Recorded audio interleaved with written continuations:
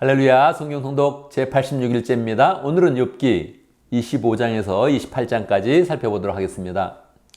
욥기 25장에서 28장은 이제 논쟁을 마무리하면서 욥이 독백을 하는 그런 그 내용으로 이어지고 있습니다.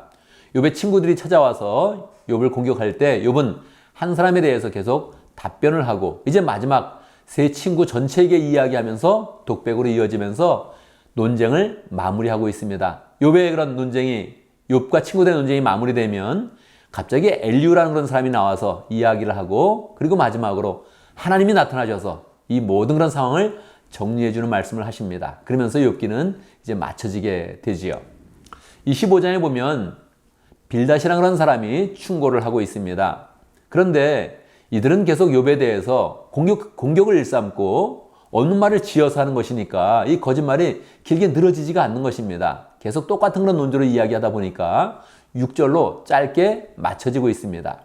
4절, 어찌 사람이 하나님 앞에서 의롭다고 하겠으며 여자에게서 태어난 그런 사람이 어찌 깨끗하다고 하겠느냐.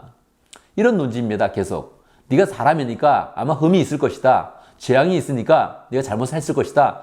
이렇게 전제하는 것이죠. 그런데 이게 한 번도 논리가 비약되지 않고 똑같은 그런 전제로 똑같은 그런 논조로 이야기를 하니까 이야기거리가 별로 없는 것입니다. 그래서 이런 스타일로 이야기해서 6절에서 맞춰지게 되는 것이죠.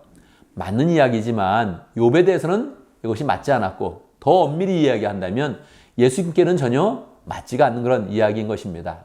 바리새인들은 예수님의 출신이나 그 배경을 보면서 흠이 있다고 생각을 했고 예수님이 십자가에 돌아가셨으니까 저주받은 사람이라고 이야기했지만 그 외에 다른 논리가 없는 것입니다. 보이는 현상 하나만 가지고 이야기한 것이죠. 그들은 구원의 역사도 모르고 하나님의 그런 지혜도 하나님의 비밀도 전혀 알지 못했던 그런 이야기죠. 26장에서 욥이 답변을 합니다. 이제 개인적으로 하는 그런 마지막 답변이 되겠습니다. 4절, 너는 누구에게 영감을 받아서 그런 말을 하는 거냐. 그러니까 그냥 상식적으로 이야기하지 말고 보이는 현상으로 이야기하지 말고 하나님의 계시가 있느냐, 하나님의 영감이 있느냐, 이걸 이제 물어보는 것이죠. 6절 이후에는 계속 하나님에 대한 그런 부분이 많이 기록되고 있습니다. 6절, 스올도 하나님께는 훤히 보이고 멸망의 구덩이도 그분의 눈에는 훤하게 보인다. 그러니까 욥은 계속 이 세상의 법칙이 아니라 하나님의 뜻은 무엇일까?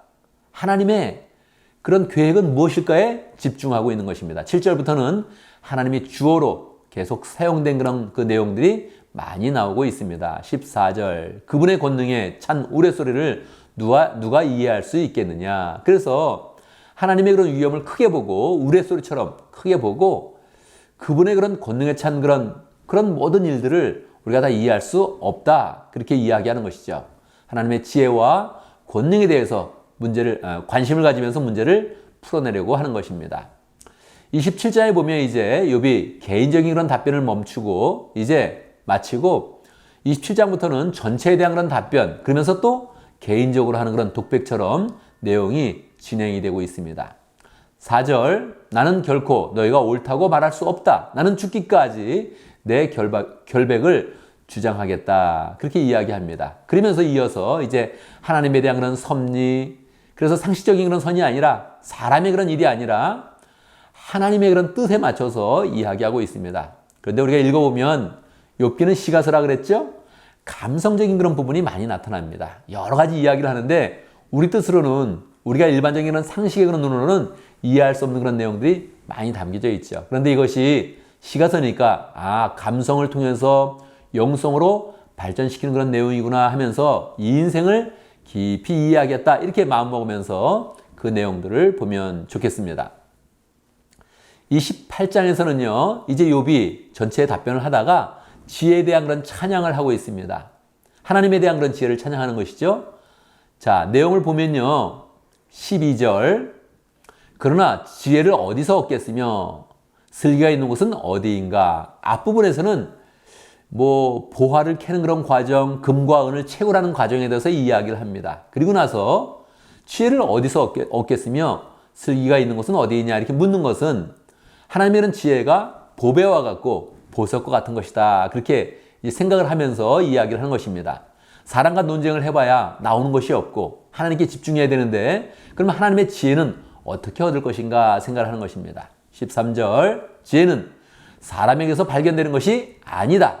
사람은 어느 누구도 지혜의 참 가치를 알지 못한다. 그렇죠. 이것이 욥의 위대한 그런 관점입니다. 사람들은 자기가 생각하는 그런 범위, 일반적인 상식, 세상의 이치를 가지고 주장을 하는 것인데 욥은 하나님의 이치, 하나님의 그런 생각, 하나님의 지혜를 가지고 지금 대화를 하려고 하는 것입니다. 이것이 바로 예수님의 관점이었죠.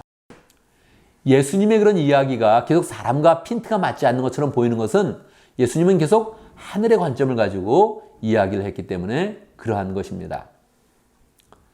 23절 그러나 하나님은 지혜가 있는 곳에 이르는 길을 아신다. 그분만이 지혜가 있는 곳을 안다. 그래서 하나님을 참 지혜가 있는 그런 분으로 그렇게 인정하는 것이죠. 28절 주님을 경외하는 것이 지혜요 악을 멀리하는 것이 슬기이다. 이것은 하나님이 말씀하신 것을 인용하는 것인데 그래서 계속 하나님을 경외하는 것 그게 지혜고 악을 멀리하는 게 슬기지 지금 사람 사이에 생각을 가지고 지금 논쟁하는 것은 의미가 없다. 이렇게 결론을 계속적으로 내고 있는 것입니다. 그러니까 욥은 사실은 완전한 그런 사람은 아닙니다. 완전한 사람이 아니라 예수님을 예표하죠. 그래서 자기는 이 뜻을 잘 이해하지 못합니다. 그래도 욥은 그 상황 가운데서 하나님의 그런 뜻을 발견하려고 노력하고 하나님의 지혜에 관심을 가지면서 나아가는 것입니다. 우리 예수님은 어떻습니까? 예수님은 온전하신 분으로 이 땅에 오셔서 이 세상 사람과 논쟁을 할 때도 계속 하늘의 것을 가지고 말씀해 주시고 하늘의 지혜를 가져와서 말씀해 주시고 완전하신 그런 그 모습으로 예수님께서 이 땅 가운데에 계셨던 것입니다. 그러나 그것이 사람의 눈에 볼 때는 그것이 초라해 보이고 이상하게 보이는 것이죠. 그래서 우리는 계속 하나님의 지혜에 대해서 관심을 갖고 하나님의 그런 구원의 역사, 특별히 죄인을 구원하시는 하나님의 역사에 관심을 가지면서 하나님의 지혜에 더 깊은 그런 생각을 갖는 그런 사람이 되어야겠습니다.